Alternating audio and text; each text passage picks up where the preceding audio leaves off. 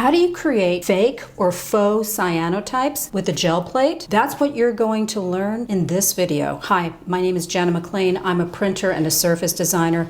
And on this channel, I show all sorts of different forms of printing, gel printing, block printing, cyanotypes, and also how to bring your artwork into Adobe Illustrator and Photoshop. But today I want to talk about creating faux cyanotypes. But before I dive into that, let's talk about what real cyanotypes are in case you're not familiar with the term. Cyanotype is an early form of photography that was created in 1842 by astronomer John Herschel.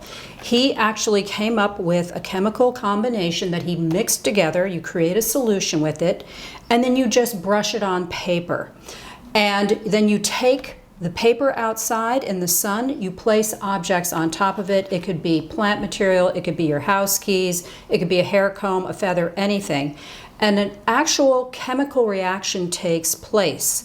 And the sun is the source of the energy for this chemical reaction. When you mix this solution together and you put it on your paper, it looks greenish brown. But then when you take it outside and put the objects on top of it and leave it outside for anywhere from 30 minutes to a couple of hours, and then you bring it inside and wash the paper off in clear water, it turns this beautiful shade of blue. Now this is an actual cyanotype kit. It is from a company called Jacquard. I will put a link to this in the description below the video. And what's interesting is right here on the back, they're talking about how Sir John Herschel created this technique in 1842 and that this set utilizes the exact same chemical formulation that Herschel used. If you want to do cyanotypes but you don't feel like buying the chemicals and mixing them, you can also buy this kit. I'll put a link to this below. You have little papers that are already coated with the cyanotype solution, and you can take them outside and create some prints. Here are some photos of real cyanotypes that were created back in the 1840s by a woman by the name of Anna Atkins. She was a British botanist, and she really got into the whole cyanotype thing. She created the first book that was ever published of photographs, and these are some of the cyanotypes that she created way back in the day. By the way, this book is still available. It is still in print. You can buy it. I will link that below the video. But her early cyanotypes were absolutely gorgeous. She took plant specimens, put them on this paper that was coated with the chemical solution, and took them outside and created cyanotypes. But what we're going to do today in this video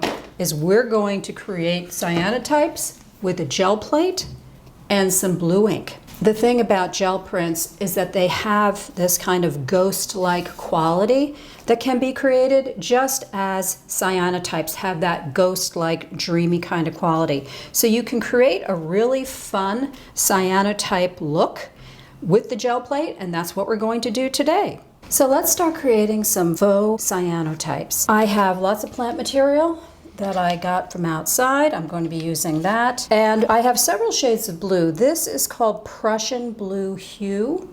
This is the closest color to a true cyanotype, but you can use other blues. This one is a little bit bright. If you have, this is ultramarine blue. If you have a blue that's a little bit too bright, you can always add a little bit of black or Payne's gray to the plate and mix them together so that you get more of this deep cyanotype shade of blue. Now, because cyanotype is a vintage form of photography, it's really fun to create cyanotypes that are on paper that give them kind of an aged look. So I have some regular graph paper here that I cut to size. This is my 5 by 7 inch gel plate. If you have any old books, these are terrific for using for a cyanotype. This is just regular printing paper, the kind I normally use, and this is a sheet of paper torn from a composition book. I'm also going to try this. I've never tried this before. This is parchment paper, the kind that you use for cooking. So I'm going to give this a shot, and a piece of white canvas fabric. I'll be using this to create a cyanotype too. So let's get going here. Tear off a piece of masking tape or painter's tape and have it handy. You're going to be using this as a hinge. So I'm going to ink this plate up.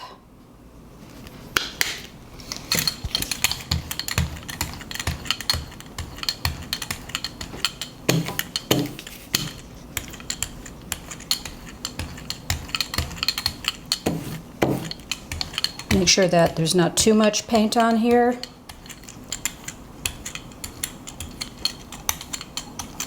And I'm going to put my plant material on top. Now, usually when I do gel printing with plants, I always try to put the vein side of the plant down onto the paint, because that way you can capture all of this. Now, in a true cyanotype, though, you really don't capture the veins. You're just really capturing the outside of the plant, the leaf shape itself. But I'm just going to put this vein side down like this.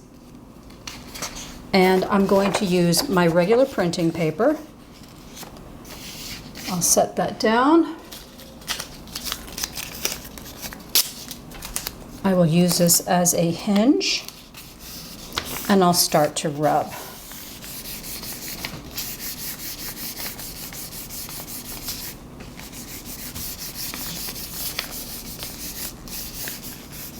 And throughout this video, I am probably going to be speeding things up.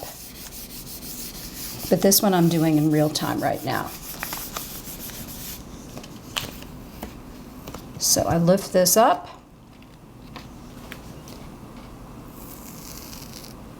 I pull up the leaf. And in a true cyanotype, you would only get this shape. You would not have the veins of the leaf showing, but I want to capture them, so I'm going to put this down and rub it. I'll wait for it to dry, and then I'm going to lift the print.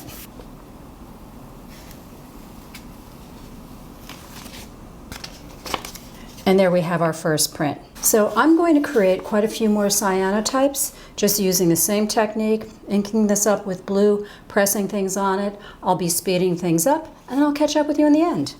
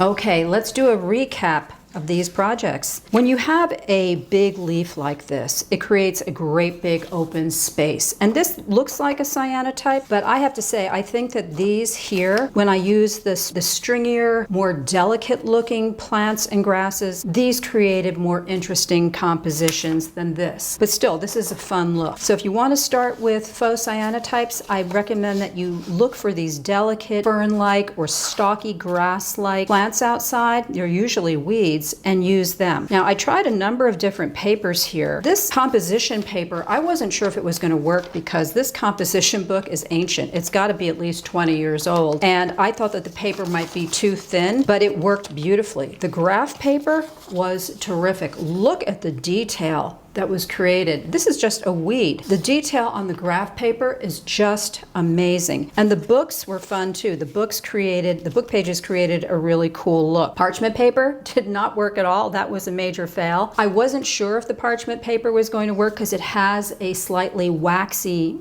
texture to it. And I guess there was just enough wax on there that it just wouldn't pick up the paint from the plate. And here is the canvas. The canvas fabric has, this is a twill, I think, actually, and it has some texture to it. The detail of this leaf kind of bled, but it is an interesting looking design, and I think I can do something with this. I think that what makes this faux cyanotype project so much fun, though, is that when you have a lot of these different prints made with different papers and different shapes of plants, you really have this nice montage. It's really a nice collection. You could buy frames and frame every single one of these and put them on a wall and have a beautiful wall composition with your gel print artwork. I hope you enjoyed this video, and I am going to be creating videos in which I really do real cyanotypes, not the faux kind. So keep your eyes open because I will be uploading a cyanotype video pretty soon. And if you would like to get a copy of my free gel printing supply list,